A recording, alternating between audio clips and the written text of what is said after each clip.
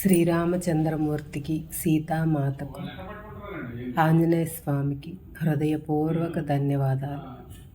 సమస్త గురుమండలికి నా హృదయపూర్వక ధన్యవాదాలు తెలుపుకుంటూ, ఇంతటి చక్కటి జ్ఞానాన్ని మనకు అందించిన దీనా మిరియం గారికి హృదయపూర్వక ధన్యవాదాలు. సీతాయనం చదువుకుంటున్నాం మనము. సీతామాతకి కళ వచ్చింది. కళలో ఒక రైతుకి ఎద్దు నదిలోకి వెళ్ళినట్టు ఆయనకి మనం హెల్ప్ చేయాలి, ఆయనకి ఎద్దు ఇవ్వాలి అని, ఎట్లా ఇవ్వాలి అని మహారాజు గారు అన్నా సరే ఆయన ఎలా అయినా దొరుకుతాడు అని ఆ ఎద్దుని తీసుకొచ్చి ఆయనకి అక్కడ ఆయన్ని కనుక్కొని ఆయనకి ఇచ్చిందనమాట. అమ్మ నువ్వు మామూలు అమ్మవి కాదు అని, ఇంకా ఆయనకి నువ్వే బహుమతిగా ఇవ్వు, నువ్వే ఇవ్వమ్మా అని చెప్పారు. ఆ రోజు ఆ తరువాత నేను సీతను నది పక్కన మళ్ళీ చూశాను. అయితే ఈసారి ఆమె కోప్పడుతున్నట్టు లేదు, విచారపడుతున్నట్టు ఉంది. అంటే అంతకుముందు నదిని కోప్పడింది కదా, ఇప్పుడు విచారపడుతున్నట్టు ఉంది. అంటే నేను కఠినంగా మాట్లాడినందుకు నదికి క్షమాపణలు కోరటానికి వచ్చింది.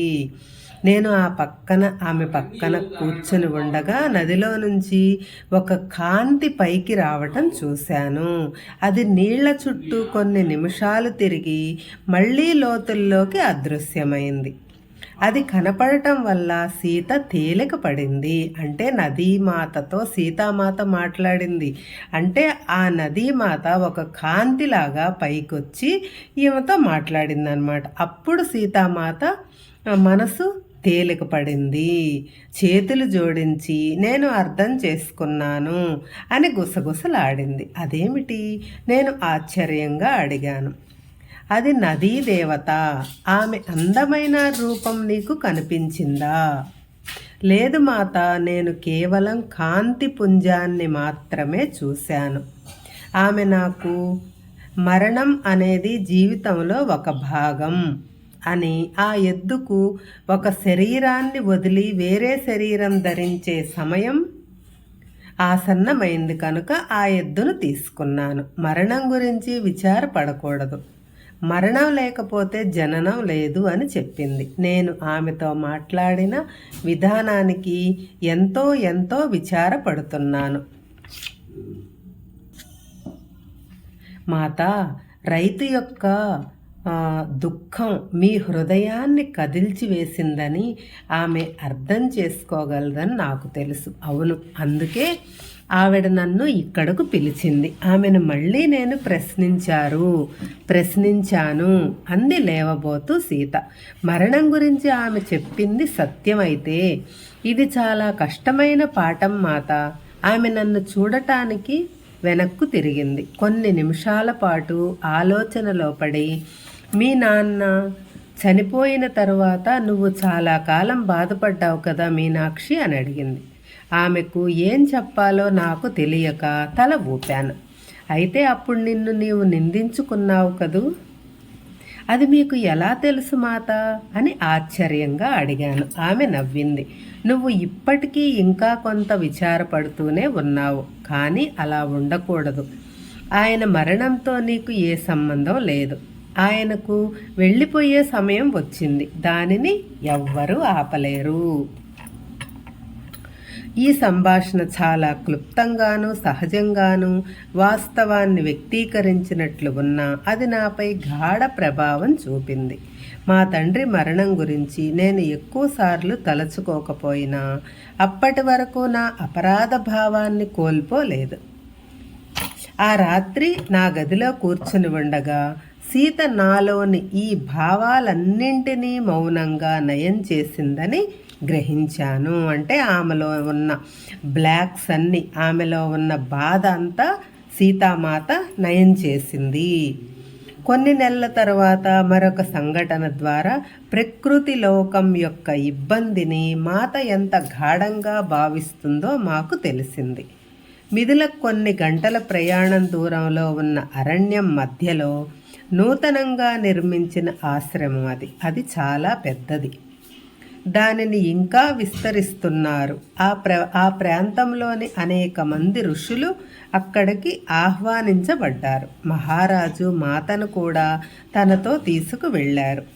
వారు తమ ప్రయాణం నుంచి వచ్చిన తరువాత పరిచారికలలో ఒకరు ఈ కథను మాకు చెప్పారు. వారు అక్కడికి చేరుకున్న తర్వాత ఆ ప్రాంతంలో ఆశ్రమాలు అభివృద్ధి చెందుతున్న విధానం గురించిన చర్చలు జరుపుతున్న ఋషులను కలవటానికి వెళ్ళారు. సాధారణంగా సీత కూడా ఆయనతో వెళ్ళేది, కానీ ఈసారి మాత్రం ఆశ్రమంలో ఆగిపోయింది. తనకు ఆ చర్చలలో పాల్గొనటం ఇష్టమైన రానని చెప్పటంతో ఆయన ఆశ్చర్యపోయినా ఆమెను ఒత్తిడి పెట్టలేదు. తరువాత కొన్ని రోజులు ఆమె విడిగానే ఉండిపోయింది. రోజులు గడిచే కొద్దీ ఆమె విచారానికి గురి అయి అది ఆమె ముఖంలో ప్రతిఫలించగా అందరూ దానిని గమనించారు. చివరగా మహారాజు ఏం జరిగింది అని అడిగారు. ఆమె ఏమీ మాట్లాడలేదు. నువ్వు ఈ ఆశ్రమంలో ఋషులతో ఎంత ఆనందంగా ఉన్నావోనని రాజ్యంలోని వారంతా భావిస్తుంటే ఆశ్రమం బయట ఉండటం అనేది ఎంత అగౌరవమైన విషయమో నీకు తెలుసా? ఇది నాకు చాలా భయం కలిగిస్తోంది. జనక మహారాజు చాలా అరుదుగా ఆమెను విమర్శిస్తారు.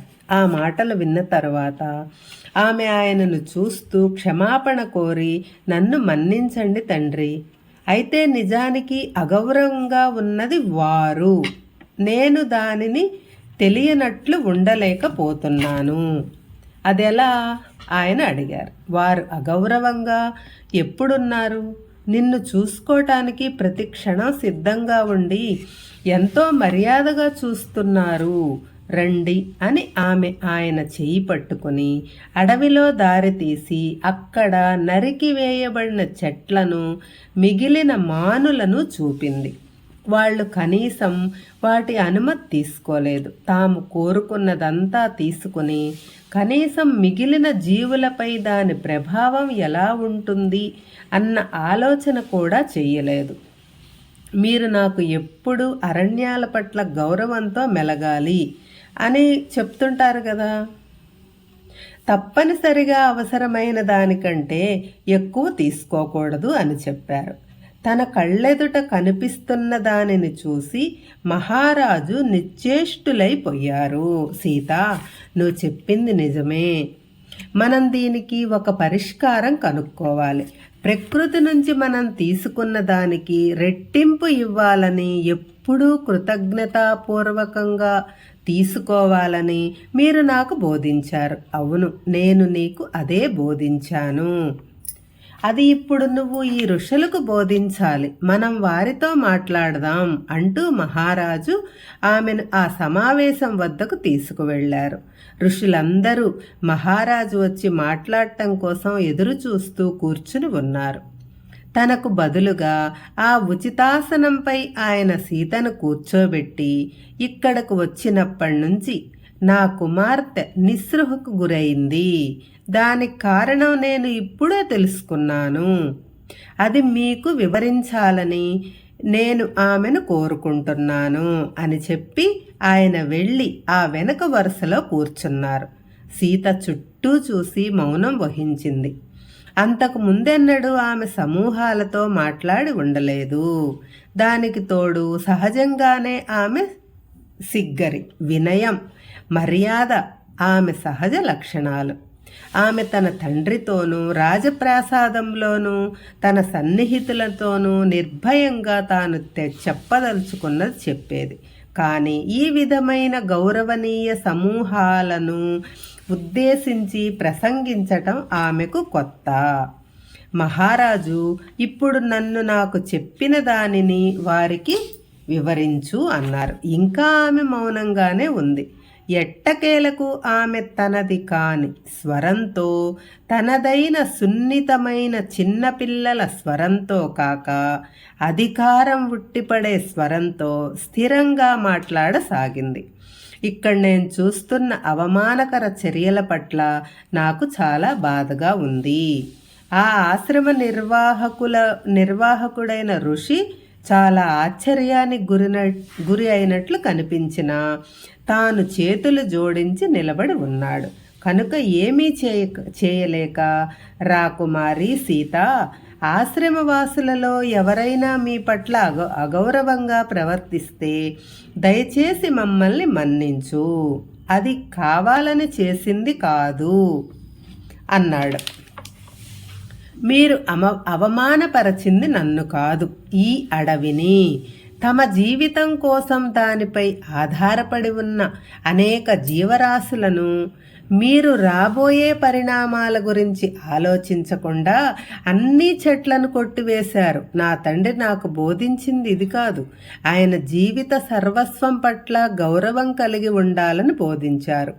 చెట్లు జీవితంలోని భాగం కదా, అవి మనకు ఆహారాన్ని, అడవిలోని జీవులకు ఆశ్రయాన్ని ఇవ్వటం లేదా? సమావేశంలో అందరూ ఆమె మాటలకు ఆశ్చర్యపై ముఖముఖాలు చూసుకున్నారు.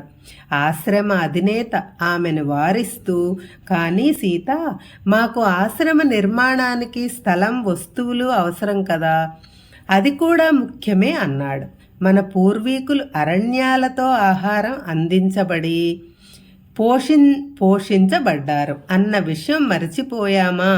దానికి కృతజ్ఞత కలిగి ఉండాలని మనకు బోధించలేదా? సీత స్థిరమైన స్వరంతో మృదువుగా అంది. జై శ్రీరామ్.